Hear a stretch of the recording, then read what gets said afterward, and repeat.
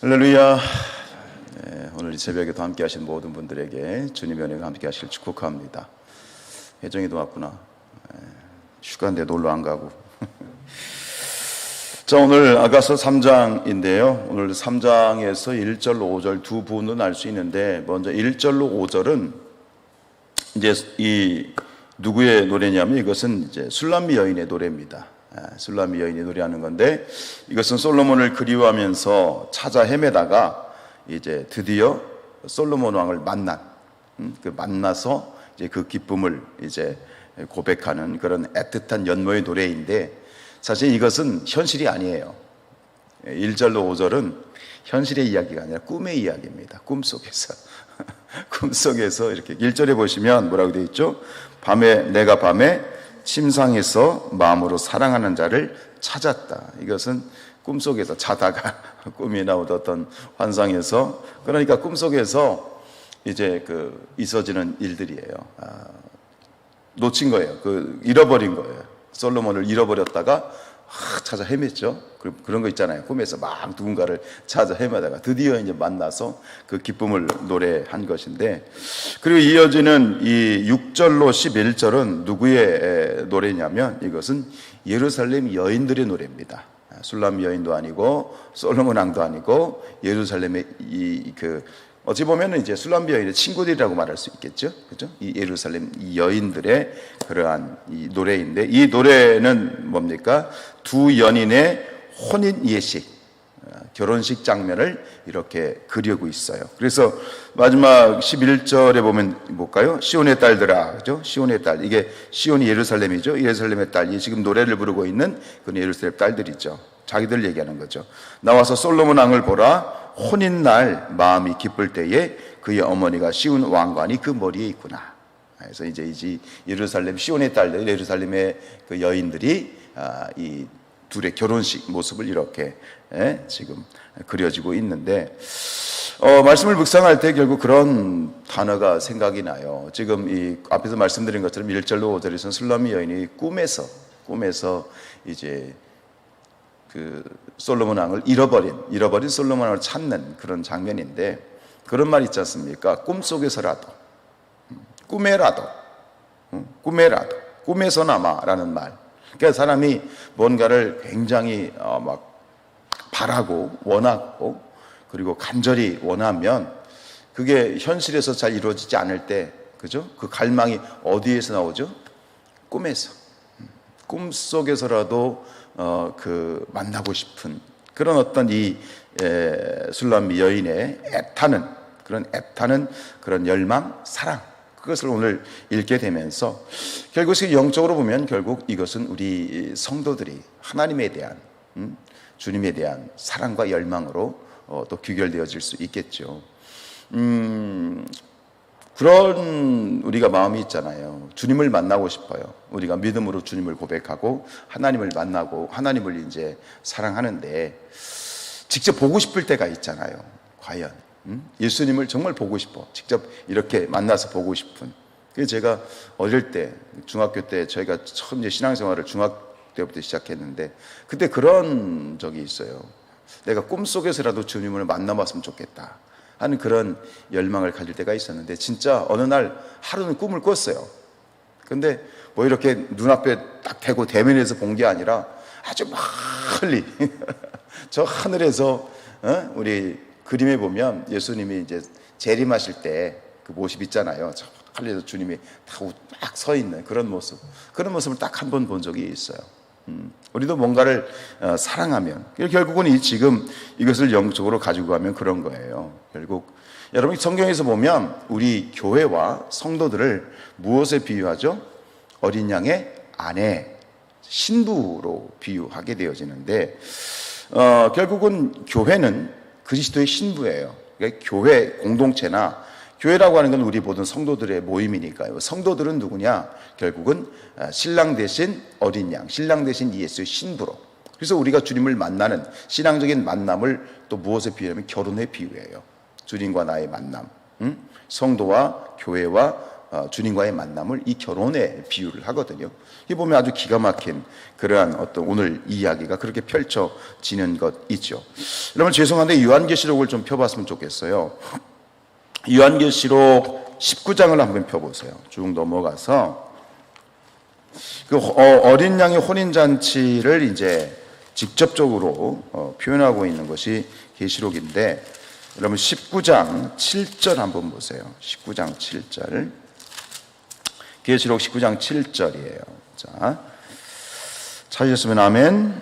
같이 읽어볼까요? 시작. 우리가 즐거워하고 크게 기뻐하며 그에게 영광을 돌리세 어린 양의 혼인 기약이 이르렀고 그의 아내가 자신을 준비하였다. 그래서 이것을 어린 양의 혼인 기약이 이르렀다는 것, 혼인 기약, 이게 무슨 날이냐면 예수님의 재림하시는 날을 말하는 거예요. 예수님의 재림과 그리고 이 땅에 재림하셔서 우리가 주님을 뵙게 되는 그 날을 우리가 혼인의 날로 비유하고 있는데, 그 날을 그의 아내가 아내라는 건 누굽니까? 교회예요. 교회가 그 날을 준비하죠. 그래서 8절입니다. 그에게 빛나고 깨끗한 세마포 옷을 입도록 허락하셨으니 이 세마포 옷은 성도들의 옳은 행실이라.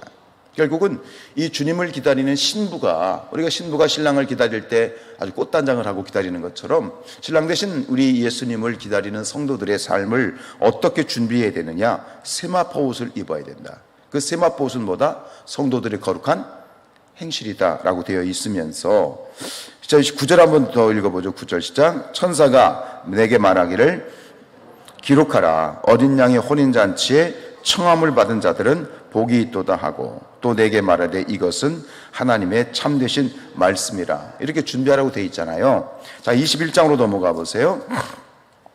21장 9절입니다. 자, 시작. 7 대접을 가지고 마지막 7 재앙을 담은 7 천사 중 하나가 나와서 내게 말하여 이르되 이리 오라. 내가 신부 곧 어린 양의 아내를 내게 보이리라 그랬어요. 신부 곧 어린 양의 아내가 누구인지를 실체를 보여주겠다는 거예요. 그 다음 10절 보세요. 성령으로 나를 데리고 크고 높은 산으로 올라가 하나님께로부터 하늘에서 내려오는 거룩한 성 예루살렘이에요. 여기서 하늘에부터 내려오는 이 거룩한 성 예루살렘을 보면서 앞에서 뭐라고 얘기했죠? 내가 어린 양의 신부를 보여주리라.